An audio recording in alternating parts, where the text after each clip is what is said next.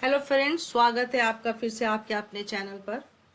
जैसा कि आप देख रहे हैं कि विश्व इतिहास के वीडियो के साथ साथ मैं 10 प्रश्नों की प्रीवियस प्रश्नों की श्रृंखला भी लेकर चल रही हूँ। थोड़ी देर हो जाती है तो कोऑपरेट करिए मेरे साथ। मैं पूरी कोशिश करती हूँ कि इसे जल्द से जल्द आपके लिए ले आऊँ। तो आइए बिना देरी किए हुए इसको शुरू करते हैं। अपने पहले प्रश्न की ओर चलते हैं। हमारा पहला प्रश्न है, हड़प्पा संस्कृति के विध्वंस के लिए आर्य आक्रमण का सिद्धांत का प्रतिपादन किसने किया था? यहाँ पर 4 ऑप्शन दिए गए हैं। जॉन मार्शल, मार्टिमर व्हीलर, बीबी लाल और बी के थापर। तो इसका राइट आंसर यहाँ पर दोस्तों मार्टिमर व्हीलर होगा। कौन होगा? Mortimer wheeler. लेकिन ये याद रखिए कि इसकी जब व्याख्या हम लोग देखेंगे तो वहां कुछ डिफरेंट है। क्यों? मार्टिमर व्हीलर जो थे इस सोच के बहुत ही बड़े समर्थक थे कि आर्यों का इसका हड़प्पा संस्कृति का विनाश आर्यों के आगमन के कारण हुआ था। पर सर्वप्रथम इस विचार को प्रकट करने वाले कोई और थे। चूंकि यहाँ ऑप्शन में वो नहीं है, इसलिए हम लोग मार्टिमर व्हीलर लगाएंगे। आइए आगे उसकी व्याख्या देखते हैं। यहां मैंने हड़प्पा संस्कृति की व्याख्या की है कि 1921 में दयाराम साहनी ने हड़प्पा की खोज की। किसने खोज की? दयाराम साहनी ने। और आर्य आक्रमण के सिद्धांत का सर्वप्रथम जो ये विचार जो प्रकट किया था वो थे राम प्रसाद चंद्रा और गार्डन चाइल्ड। और कौन? Garden child. लेकिन क्योंकि वहां पर आपका जो है ऑप्शन में ना तो राम प्रसाद चंद्रा है और ना ही गार्डन चाइल्ड है, मार्टिमर व्हीलर इस बिना पर है कि वो जो है इसके सबसे बड़े समर्थक थे, इसलिए ये राइट आंसर होगा। ओके, व्याख्या में देखते हैं। नेक्स्ट पॉइंट हमारा क्या है? अच्छा, इस सिद्धांत का खंडन भी करने वाले थे। जब कोई ये सिद्धांत लाया तो इस सिद्धांत के खंडन करने वालों में सर्वप्रथम नाम जो आएगा वो जॉर्ज एफ डेल्स। वो ये मानने को तैयार नहीं थे कि आर्यों के आगमन से हड़प्पा संस्कृति का विनाश हुआ है। हाँ, अब अगला पॉइंट है हड़प्पा संस्कृति के बारे में कि इसे अर्ध विकसित औद्योगिक नगर भी कहा जाता था। क्या कहा जाता था हड़प्पा नगरी को? अर्ध विकसित औद्योगिक नगर। यहाँ जो है कुछ चीजें या कुछ विशेष जो पाया गया है वो है श्रमिकावास, अन्नागार, और कब्र जो है उसको नाम दिया गया है R37 एवं HR। सांप पकड़े गरुड़ है और खरगोश है। और क्या है? खरगोश को कौन पकड़ा हुआ है? कुत्ता। खरगोश को पकड़ा हुआ है कुत्ता। और धान कूटने की ओखली मिली है, दूध पिलाती हिरनी का भी चित्र मिला है। मृद भांड पे, बर्तनों पे तांबे की इक्का गाड़ी मिली है और तांबे के रथ मिले हैं।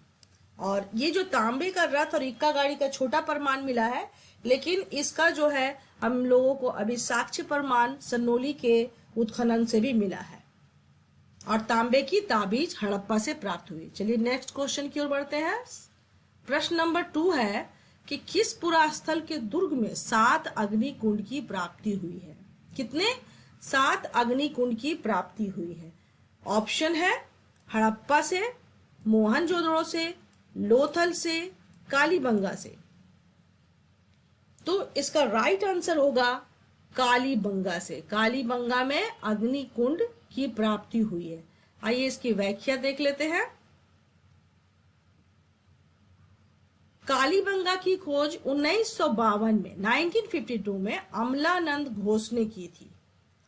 कालीबंगा के तीसरे टीले पर 7 आयताकार, किस पर? तीसरा टीला पर, यानी कि वहां पर 2-4 तरह के टीले पाए गए हैं, उसमें से तीसरे टीले पर जो है आयताकार यज्ञ वेदियों की प्राप्ति हुई है। तो इसका आंसर क्लियर है कि 7 अग्निकुंड की प्राप्ति किस पे मिला है? कालीबंगा में मिला है। नेक्स्ट पॉइंट को देखते हैं। भूकंप का प्राचीनतम साक्ष्य कहां से मिला है? भूकंप का प्राचीनतम साक्ष्य कालीबंगा से प्राप्त हुआ है। ओके। अच्छा, शंकालिया और दशरथ शर्मा ये सब इतिहासकार हैं और उत्खनन करता है। उन्होंने क्या कहा है? उन्होंने कहा है सिंधु सभ्यता का तीसरा राजधानी कालीबंगा को माना है। काले रंग की चूड़ियां कालीबंगा से प्राप्त हुई है, इसलिए इसका नाम कालीबंगा पड़ा। कच्ची ईंटों, यहाँ पर जो घरों का निर्माण जो हुआ है, जैसे कि हड़प्पा और मोहनजोदड़ो में पकी हुई ईंटों का प्रयोग किया गया है, तो कालीबंगा में कच्ची ईंटों का प्रयोग हुआ है। इसे गरीबों की बस्ती का भी नाम दिया गया है, सिर्फ कच्ची ईंटों के प्रयोग के कारण। एक युगम सावधान, एक युगम सावधान मीन्स की एक कब्र जिसमें दो मतलब जोड़े थे, दो नहीं, उसमें एक युगम सावधान है। शव अंत्येष्टि की तीनों विधियां यहां प्राप्त हुई है। तीनों विधियां यानी कि आप कह सकते हैं कि शव को जलाया भी जा सकता था, शव को दफनाया जाता था, और अर्ध जिसको कहते हैं कि आधा उसका जो है मतलब शरीर को छोड़ दिया जाता था कि वो जानवर खा जाए, उसके बाद उसकी अंत्येष्टि की जाए। और सिंध से बाहर यानी कि पूरे सिंधु सभ्यता में या हड़प्पा सभ्यता में व्याघ्र का चित्र कहीं पर नहीं मिला है, केवल कालीबंगा में प्राप्त हुआ है। और कालीबंगा से हाथी दांत की कंघी, कांसे का दर्पण, अलंकृत ईंट सबसे प्रमुख। ये क्वेश्चन बार बार रिपीट होता है कि अलंकृत ईंट कहाँ से प्राप्त हुई है, तो कालीबंगा से। शल्य चिकित्सा का प्रमाण भी यहाँ से मिला है। और कालीबंगा से ऊंट की हड्डी मिली है। नालियों में लकड़ी का प्रयोग किया गया है। आइए नेक्स्ट क्वेश्चन देखते हैं। हमारा थर्ड क्वेश्चन है भूकंप के प्राचीनतम साक्ष्य। अभी हम लोगों ने कालीबंगा की व्याख्या देखी तो उसमें हमें ये आंसर मिल चुका है, फिर भी उससे रिलेटेड जो क्वेश्चन है उसको हम लोग डील कर लेते हैं कि साक्ष्य सिंधु सभ्यता के किस स्थल से प्राप्त हुआ है। तो व्याख्या के आधार पर बिना समय वेस्ट किए हमारा उत्तर होगा कालीबंगा। भूकंप का प्राचीनतम साक्ष्य कहाँ से प्राप्त हुआ है? कालीबंगा से। आइए फोर्थ क्वेश्चन की तरफ चलते हैं। फोर्थ क्वेश्चन है कि रेखीय मापन के लिए हाथी दांत का पैमाना कहां से प्राप्त हुआ है? ऑप्शन का है लोथल से, खा कालीबंगा से, गा है धोलावीरा से, और घा है सुरकोटदा से।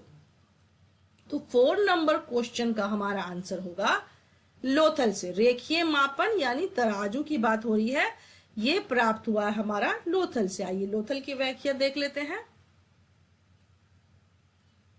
लोथल की खोज 1954 में HR राव ने की थी। किसने की थी? HR राव ने की थी 1954 में। लोथल जो है आपका कहाँ पड़ता है? ये गुजरात, अहमदाबाद, सरगल गांव यानी कि अहमदाबाद के सरगल गांव के पास साबरमती एवं भोगवा नदी के संगम पर स्थित है आपका लोथल। इसे क्या कहते थे? इसे लघु हड़प्पा और लघु मोहनजोदड़ो भी कहते हैं। HR राव ने यहाँ गोदीवाड़ा होने की, गोदीवाड़ा यानी कि डॉकयार्ड जहां पर जहाजें रुकती हो की बात की है कि ये एक जो उनको चौड़े टाइप का जो है पानियों का संग्रह करने का मतलब गोदीवाड़ा जैसा दिखता था वो मिला, तो उन्होंने कहा कि ये गोदीवाड़ा है। लेकिन इसका खंडन किया किसने? इसका खंडन किया यूपी शाह ने।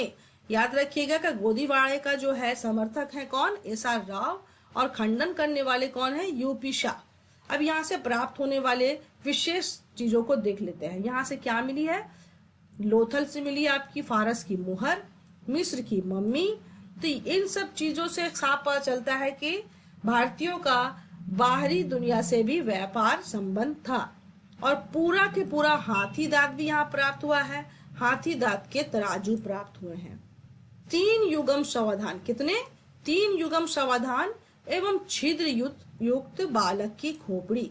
इससे पहले हम लोगों ने देखा कि कालीबंगा में शल्य चिकित्सा के प्रमाण मिले हैं, लेकिन जब उसकी कार्बन डेटिंग की गई तो छिद्र युक्त बालक की जो खोपड़ी है, जो उसका जो प्रमाण है वो कालीबंगा से ज्यादा प्राचीन लोथल का है। तो शल्य चिकित्सा का प्राचीनतम प्रमाण हमें जो माना है वो है लोथल। वो कौन सा है? वो है लोथल।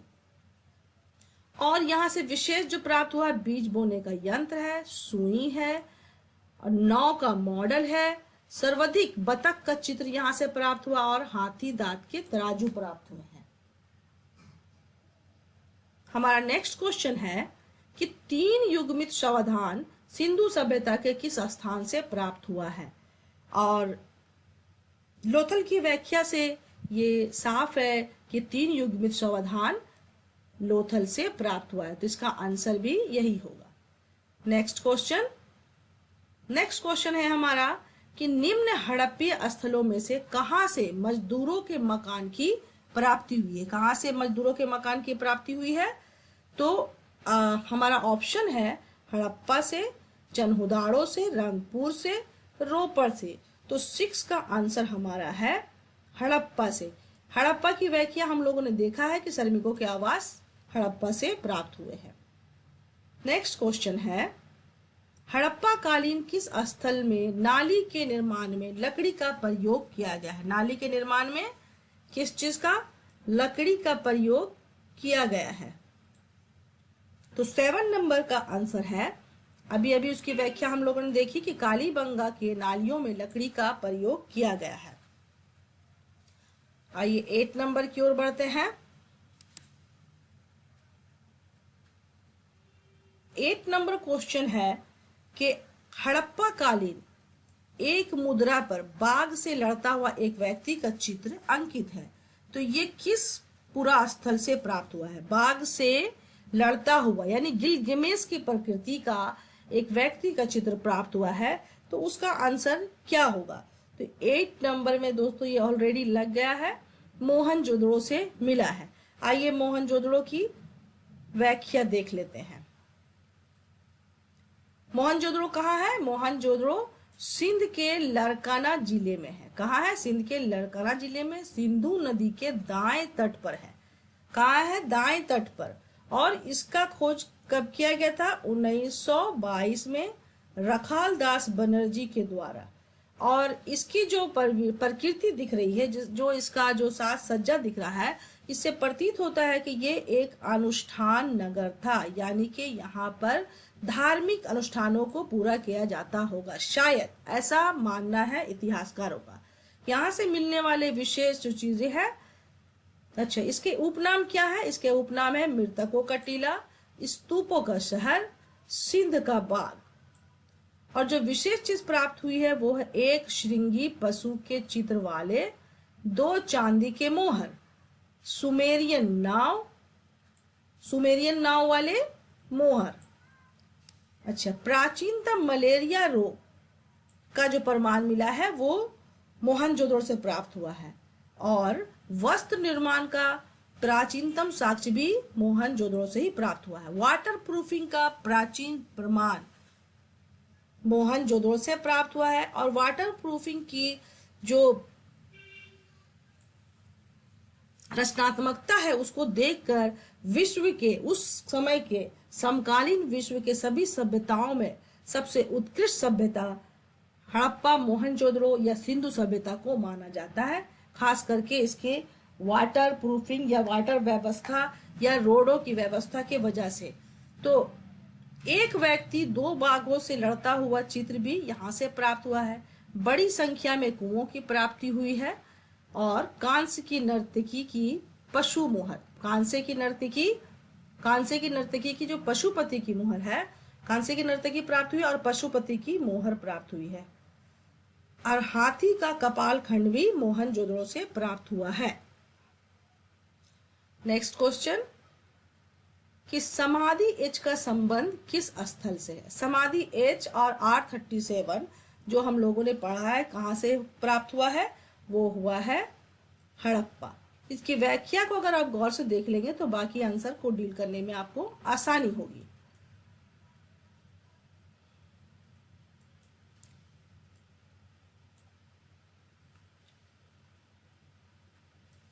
टेन नंबर की ओर बढ़ते हैं।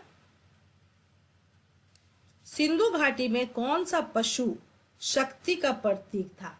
हर पशु के वहां पर जो है अलग अलग प्रतीक है। कुछ पशु के तो कोई भी सबूत नहीं मिले हैं, लेकिन जो कुछ पशु जो वहां पर पाया गया है उसमें पूछ रहा है कि कौन से पशु जो है शक्ति का प्रतीक था।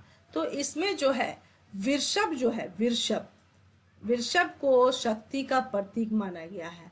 और इसमें याद रखिएगा कि वृषभ को शक्ति का प्रतीक, परंतु पूजनीय या फिर धार्मिक भावना से जिसकी अहमियत थी वो था एक कुबड़ वाला बैल। तो दोस्तों आज का 10 प्रश्नों का श्रृंखला यहीं समाप्त करते हैं। मिलते हैं अगले वीडियो में, और अपना कोऑपरेशन बनाए रखिए। इसको लाइक कीजिए, शेयर कीजिए, सब्सक्राइब कीजिए और अपने कमेंट से हमें अवगत कराइए। धन्यवाद।